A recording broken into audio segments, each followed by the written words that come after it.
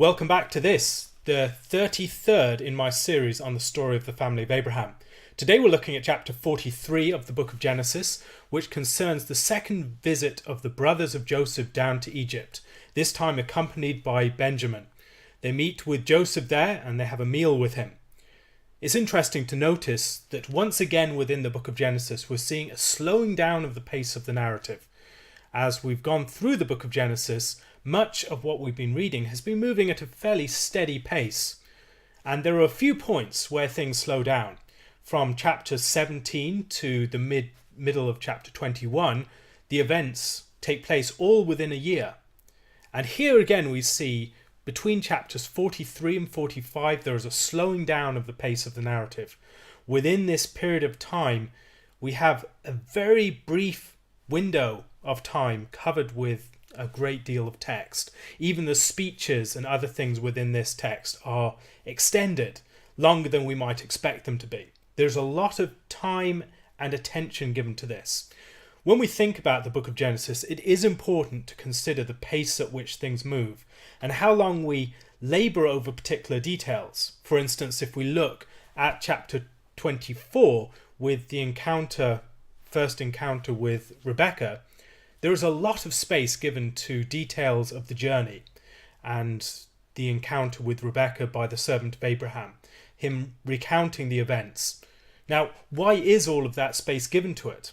It seems to me that the author of Genesis is someone who can write things at fairly briefly when he has to. But on occasions he gives a lot of attention, an almost novelistic attention to fine details, to the details of dialogue, things like that. Why is it that he focuses upon these particular parts of the story and not others? Why, when he could just say they said such and such to him, just recounted their story, why does he go into the full speech? Why on other occasions does he just gloss over all of that? These are questions that we need to ask when we reach a chapter like this, where there is a slowing down of the pace of the narrative. Within this section, we're facing this situation. The famine is severe in the land still, and this is something that's introduced earlier on in chapter 41, and then it's also something that's mentioned in chapter 12 when Abraham first goes down to Egypt. So the severity of the famine maybe draws our mind back to the first visit of Abraham to Egypt. The severity of the famine leads Jacob to suggest that his sons go back to Egypt to buy some more food, but Judah reminds Jacob that there's a problem. The man in charge of the Egyptian provision of food has said that they should not come back unless they're accompanied by their youngest brother, Benjamin. And of course, Jacob is none too happy with this idea. And Israel said, "Why do you deal so wrongfully with me as to tell the man whether you had still another brother?" And they respond, well, he was asking us all these things about us being spies and whether father was still alive, whether we had another brother, etc. So whether or not actually Joseph did ask those questions to them, it seems that he was eliciting that sort of information from them within the previous chapter. He wanted to discover what he could about them, and they needed to clear their name, and so they wanted to be as forthcoming as possible about the details of their clan. It's a problem that they had to address, and giving this information about Benjamin and the father was one of the ways in which they could address it. And so they need to bring Benjamin down. We've already had the offer of Reuben to have his two sons killed if he does not return Benjamin safely. And Jacob does not respond to that. He does not send Benjamin down. Reuben, the firstborn, again fails with words. Reuben is someone who seeks to persuade with words earlier on, and he's someone who really can't stop the brothers from sending Joseph down to slavery. He isn't persuasive, and he has to rely upon a plan that fails to release Joseph before the other brothers get there. And it seems that Reuben just is doomed to failure. He's not someone who really has the gift of persuasion Judah, on the other hand, speaks up at this point and says that he will be the one who offers surety for Benjamin. Send the lad with me, and we will arise and go, that we may live and not die, both we and you, and also our little ones. As we read this story, it's worth thinking again about the themes of sacrifice of the son, sacrifice of the beloved son. As we've gone through the story of Abraham, we've seen this playing out on a number of occasions. He loses Lot. Lot goes away. And then Lot seems to come back, but then Lot is lost completely. Ishmael is lost. Isaac seems to be lost. He's sacrificed and then he's brought back. God provides a substitute. We see Jacob being lost, as it were, to his mother, and that antagonism between the two brothers that needs to be resolved. And then we see it in the story of Joseph. And then Simeon is lost, and now Benjamin has to be sent. This is the third son that Jacob stands to lose. Now, as we've looked through the story so far, we've seen something that should remind us of this. In the story of chapter 38, Judah loses two sons and then has to give the third son to Tamar, this threatening figure who seems to have taken two sons already. Jacob has lost two sons to Egypt. He doesn't know that Joseph has gone down to Egypt, but he has lost two sons seemingly there, Joseph and now Simeon, and it seems that he might lose Benjamin too. So sending Benjamin with them is a matter of considerable concern. It is something that has echoes of the Akedah story, the binding of Isaac, just as the story of Joseph has echoes of that story, and echoes also of the story of Ishmael being sent away. Here we have those themes playing out again. There is an ominous departure, the sending of the son.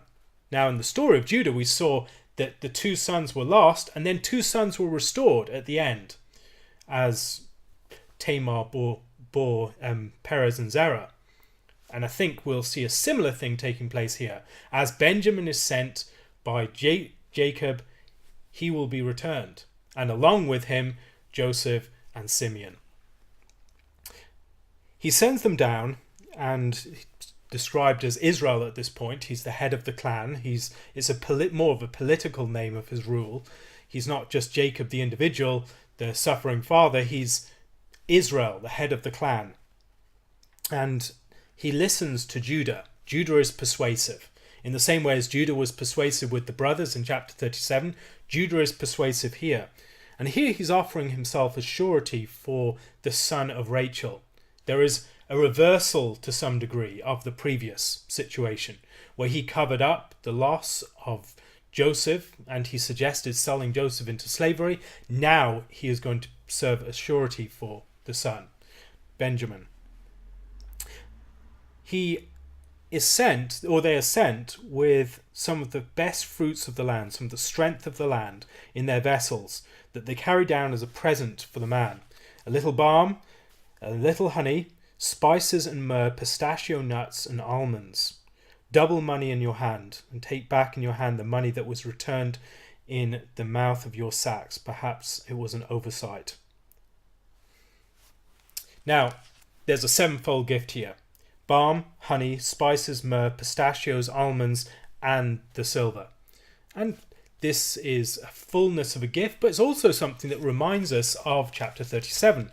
In chapter 37, we see a trading caravan going down to Egypt of the Ishmaelites.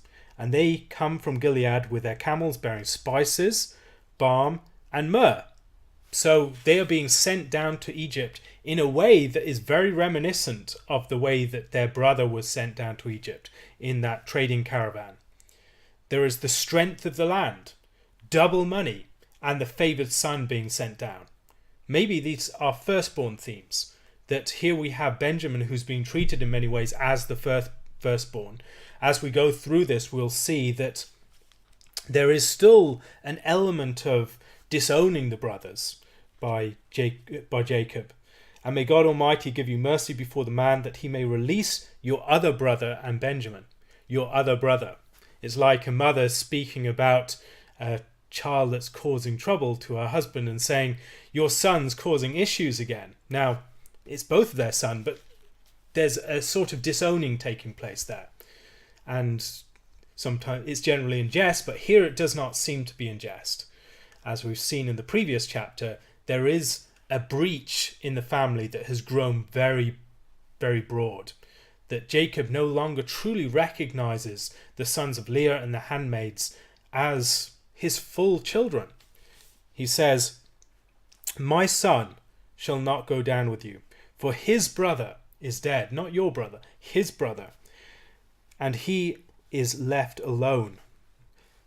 If any calamity should befall him along the way in which you go, then you would bring down my grey hair with sorrow to the grave." And there again we see that there is this deep breach between Jacob and his sons. He speaks to them as if they were not truly his sons, as if Benjamin was not truly their brother too. This breach in the family between Leah and Rachel has now spread to include Jacob on the side of Rachel. We might also think about the story of Esau and Jacob, where Jacob has to divide his family and send them and send on gifts ahead, and also he has to divide his family in a way that he will not have to give up Rachel. Rachel is last.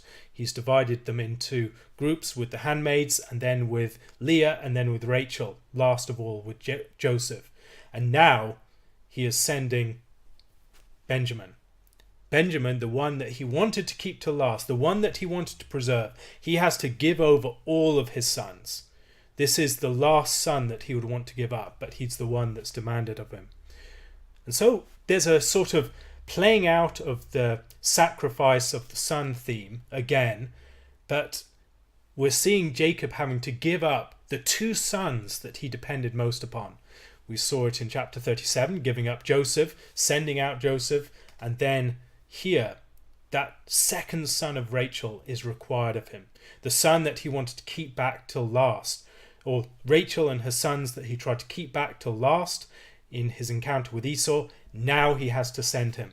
And he has no choice but to just depend upon divine providence. So he sends the strength of the land with the best fruits, double money, and the favoured son, in a way that's reminiscent of the Ishmaelite trading caravan. And the brothers perhaps are in a position that they are being sent down to Egypt. They don't really have much choice in the matter. They have to go, they need to get food, and they don't know what awaits them. So maybe they're in a position like Joseph too. There is restitution being made here. They are sending back the silver that was received for the sale of Joseph. Now, I don't believe that they received that money, but it was the money that was paid for Joseph. They are being sent down in a similar way to Joseph, in a way that's reminiscent of the trading caravan that Joseph went down with. And there is the return of your other brother that they're hoping for. Now, Jacob says that he's looking for the return of your other brother. He means Simeon, but it also could mean Joseph. When Joseph sees them arrive, he sees Benjamin with them, and that changes everything. He takes the course of action that he does in part because he sees Benjamin with them.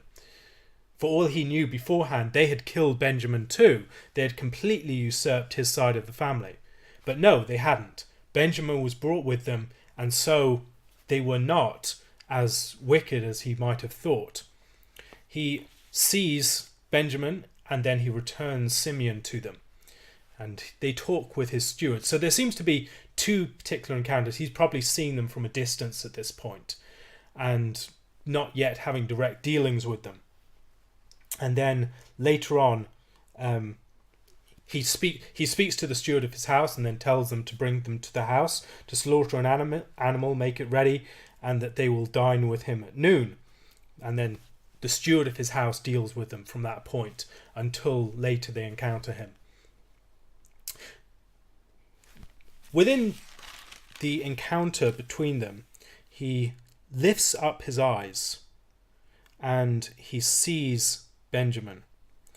And there is a description there. The lifting up of eyes is a very powerful description. It's something that we find, it's not something that's significant by itself, but when we think when that expression occurs, it is a very poignant and powerful expression. It's something that we see when Abraham sees the place that he's going to have to sacrifice Isaac.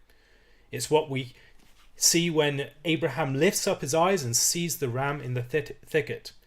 Isaac lifts up his eyes and sees Rebekah. Rebekah lifts up her eyes and sees Isaac. Jacob and Esau lift up their eyes to see each other. And the brothers lift up their eyes to see the Ishmaelites going down to Egypt. In all of these cases, we have very significant encounters that are destined to lead to very important outcomes. And so when Joseph lifts up his eyes and sees Benjamin, there is a similar thing playing out here, that Benjamin is someone who's significant, that the story is taking a turn, that some key moment has been reached. Joseph sees Benjamin, but Benjamin doesn't recognize him. One recognizes, the other does not. And that asymmetry of recognition is important within the Joseph narrative. Within the Joseph narrative, they fail to recognize him, his weeping and his anguish, and now they fail to recognize him as he acts in power towards them. Benjamin is described as his brother, his mother's son. These sorts of expressions might recall the way that we see Abraham describing, or Abraham's relationship with Isaac described. That Isaac is someone who's described in these terms that heighten the sense of the strength of the relationship between the two. That he's the beloved son, that he's his only son, that he's the one that his whole legacy depends upon. And in the same way, the tightness of the bond between Benjamin and Joseph is stressed at this point. Benjamin is all that remains to Joseph of his mother. Benjamin is the one that Joseph loves and cares about deeply. His heart yearns for him. And he's the one that represents his whole continued stake in that family. It's the one thing that ties him to that family. He feels maybe that his brothers have completely abandoned him and threw him away, exiled him from the family, but he still feels that kinship with Benjamin. For all he knows, Jacob sent him to be destroyed by his brothers.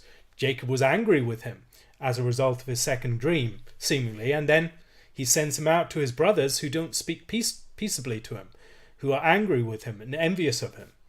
So it's not surprising that the brothers might seek to destroy him. He doesn't send word back to Jacob at any point. And so perhaps we might think that he's wondering whether Jacob sold him into slavery, whether his brothers were involved too. The one brother he knows is innocent is Benjamin. And Benjamin is the brother that his heart yearns for. It's still his tie to the family. When he sees Benjamin, I imagine that gives him a sense of Jacob's position as well, that Jacob would be reluctant to send Benjamin. It's not just a ploy to disguise the fact that Benjamin has been done away with. No, it's because Jacob truly and deeply cares for Benjamin, which suggests that maybe Jacob was not willing his destruction or his sail into Egypt. That maybe gives him some insight into his father's part in the matter. "Is this your younger brother of whom you spoke to me?" And he said, "God be gracious to you, my son." Speaking to Benjamin as a man in power to subordinates, but in a way that's reminiscent of the blessing of the priests. It's God's blessing upon this son that is his brother and his mother's son. That relationship with his mother and the fact that Benjamin represents to him his tie with his mother, I think is worth noting at this point. Rachel is still playing a part in the story. Benjamin stands for Rachel. He's the one that Rachel died giving birth to. And we'll see her part in the story continuing in the next chapter. Joseph disguises his true emotions, but he weeps. He weeps in his response to seeing Benjamin. As we've seen in the previous chapter, he's wept already when he sees his brothers, and specifically when he hears Reuben speak about the brothers' guilt, that he recognizes that memory of what happened to him, what the brothers did to him, and also some sense of how they feel about it, that it's created anguish for them too, that they recognize something of the evil that they have done. And as we look through the story of Genesis, we can see key occasions of weeping. In the story of Jacob, it's very important. There are 3 key occasions of weeping. Esau weeps in despair when he loses the birthright. Jacob weeps when he meets Rachel. And then Esau and Jacob weep together when they finally encounter each other in chapter 33. There is a progression here, weeping separated from each other and then weeping together. In the story of Joseph, we see similar progressions. There is a progression from the 2 times when Joseph weeps alone, weeps at a distance from his brothers, hides his weeping from his brothers.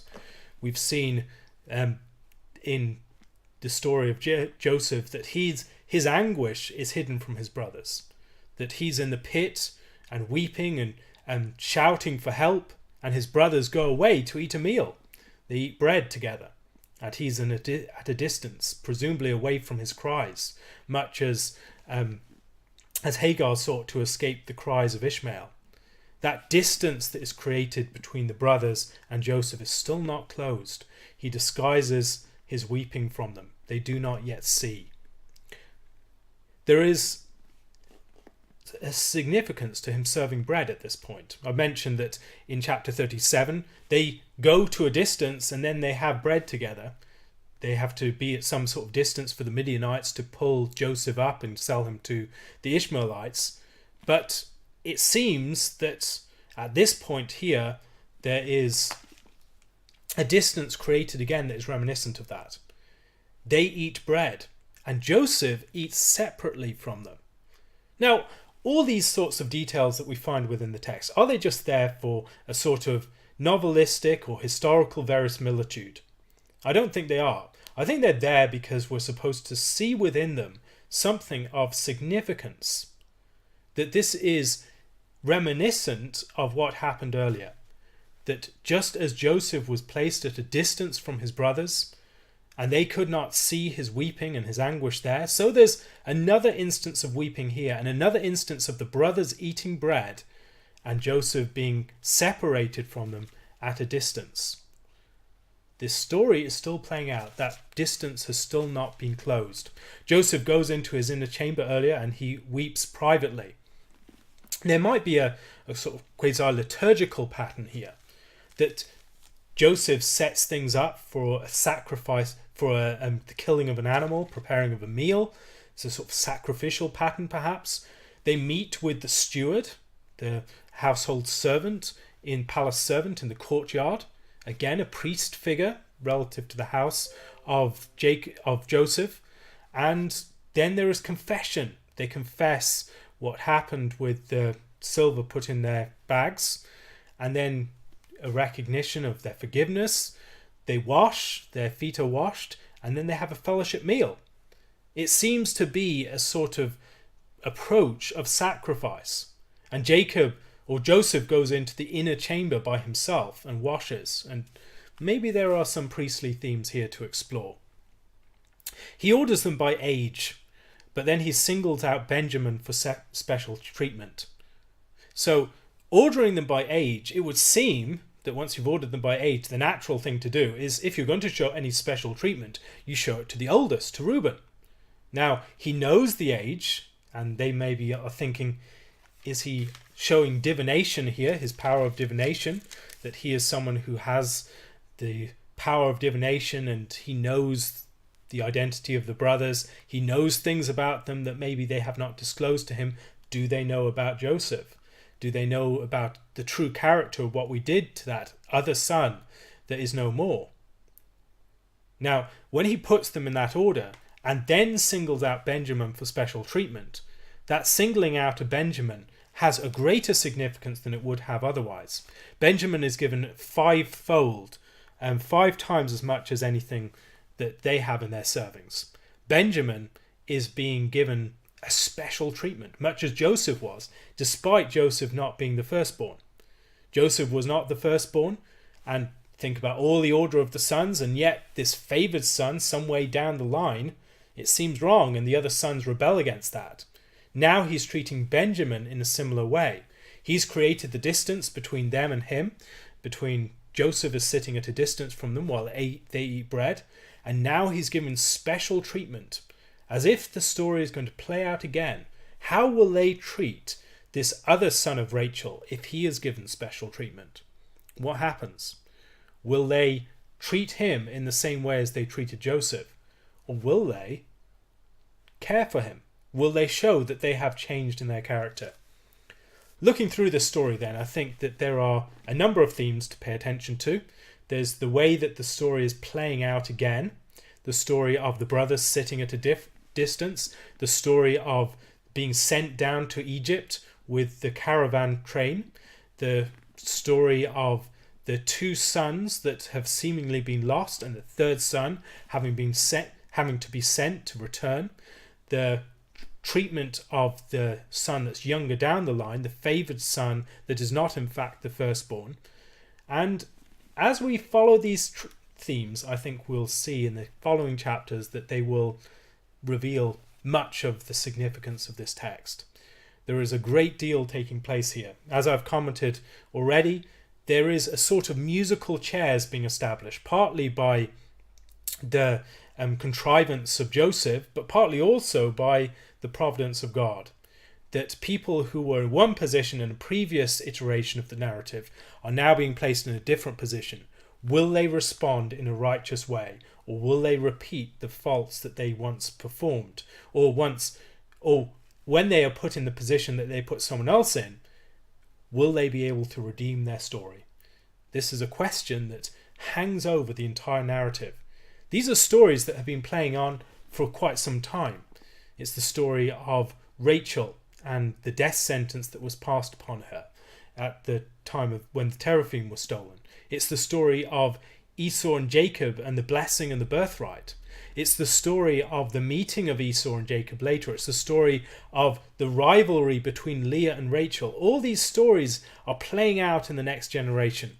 And at this sort of point, we're seeing some of the resolutions starting to emerge. Judah, the son that led the conspiracy and the plot to disguise the death of Joseph, is now acting as surety for the other son of Rachel. There's a shift in the narrative. Something has changed. A corner has been turned.